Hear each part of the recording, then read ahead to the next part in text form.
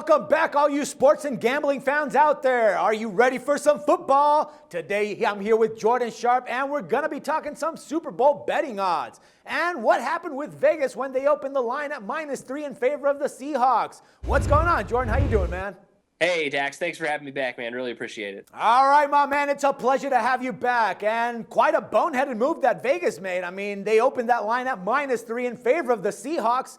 Obviously, they noticed that they fucked that one up pretty big, and they tried to, fix it, but it was too late. I mean, bets started coming in. The MGM Grand even reported a six-figure bet taking the Pats at +3 before they were able to adjust the line and post it up as a pick'em.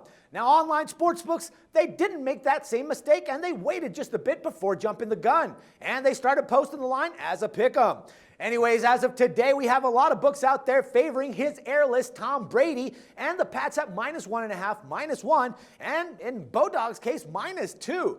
Now, let's get back to that conference championship game for a moment. First, let's start talking about the Packers going up against the Seahawks. 22-28 in overtime, and, the deal was that they kind of let that one go, the Packers. I think that they should be in this case right now, but we're seeing the Seahawks now again. Now, as for the Colts and Patriots, 7-45, but it could have been 75 to whatever, man. I mean, the way that the Patriots were playing, give them a little bit more time, and they would have scored a hell of a lot more points. Anyways, man, what do you think about these games, man? What do you got for us today, Jordan? Well, yeah, from last week, if you want to start there, we'll start with Seattle. I mean, that was one of the craziest comebacks I think I've ever seen.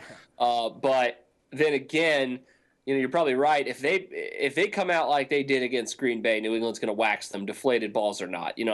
Sorry, I just wanted to say deflated balls. I'll probably say it at least one more time before the end of this video, also. But yeah. That Seattle's, I think what's good news for them and anyone who's backing them right now is that I don't think they can play any worse than what they did in the first three quarters of that game against Green Bay. Even against the New England Patriots defense, it's probably a little bit better than the Packers defense. But either way. On the other side of things, of course, deflated balls aside, I think the Patriots really proved last week. And we called it. I mean, I think I pretty much said everybody that the Colts run was over and just get over it. And New England -7 was the only play you needed to look at, and there you go.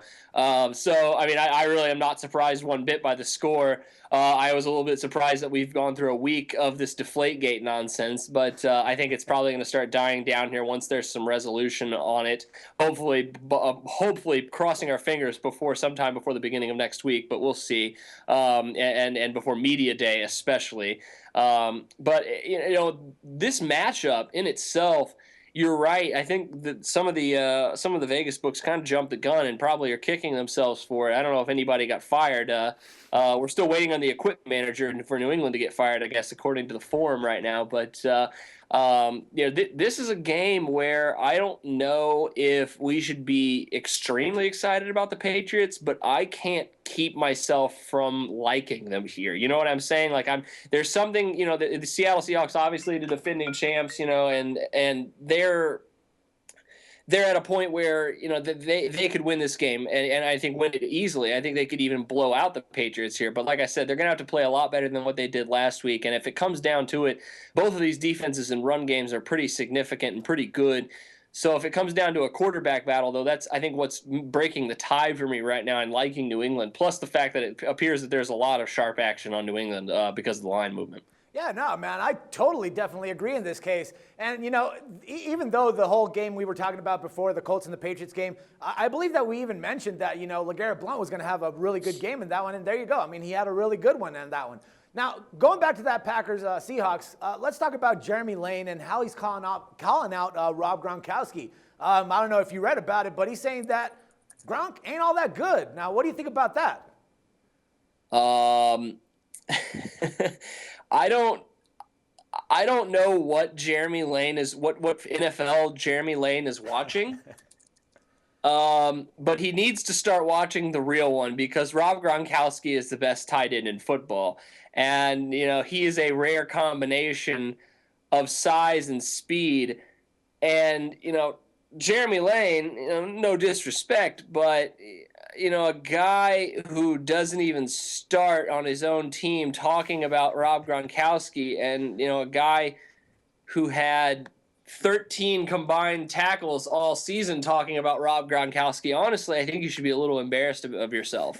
That is a little bit disrespectful, I think, and that's probably just the bulletin board material that's going to be thrown out this week and a lot next week. Probably, I'm sure it's not. It may be the first shot fired. It probably won't be the last, though. Yeah, I agree, man. All right, now let's get back to the whole deal here. We talk about lines, and we'd like to do the whole, what we think that they're going to close out at.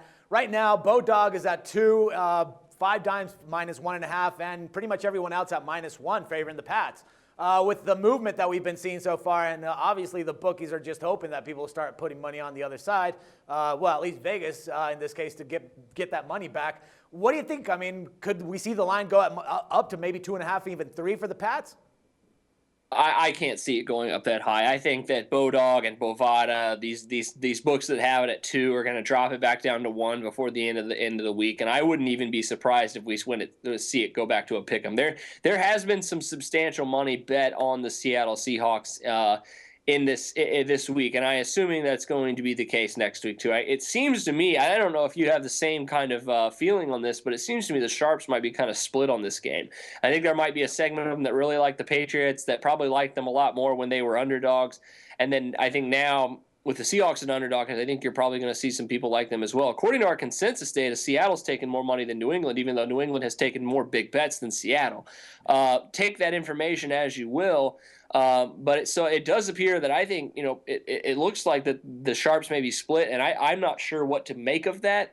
But I then again, I go back to, what I said before. I think this is going to be a little bit closer game, and I think the odds will drop back down a little bit, probably to 1, maybe a pick 'em before the end, and I still probably am going to lean towards New England. Yeah, I mean, I got New England. I think that they're the ones that have the most probabilities of getting this one. If they can stop that run game between Marshawn and Russell Wilson, I mean, they should have something going on there. If they can't stop it, then they're pretty much doomed. But I think that, Coach Belichick has to have something up his sleeve to figure out how to stop that game. It's a deal of if they can figure that out, the Seahawks really don't have a pass game in this case. So if they can stop that run and they can figure that out, I'm pretty sure that we might see, them kind of stretch it out and be able to win this one maybe by a couple. I'm not a Pats fan or anything like that, but I think that from what we saw last week and the way that the Seahawks played against the Pack, it might not be that far-fetched to believe that, his airless Tom Brady could actually pull this one off, man. I mean, what do you think? I like I said, I agree. I think that, the way this game's going to go down is both teams are going to want to run the football. Obviously, Seattle's going to run the football because that's how they win, and that's how they won last year. New England's going to want to run the football, I think, to keep that secondary that's very dangerous of Seattle honest. Now, that secondary is a little banged up after this past week. Luckily, they have the extra week to recover. But Earl Thomas, I think I'm a little bit worried about just because of that dislocated shoulder. I think I think Richard Sherman, I think he dislocated his elbow or sprained his elbow, I believe, which isn't a serious. Yeah. So he's going to be fine, I think. I'm not too worried about him.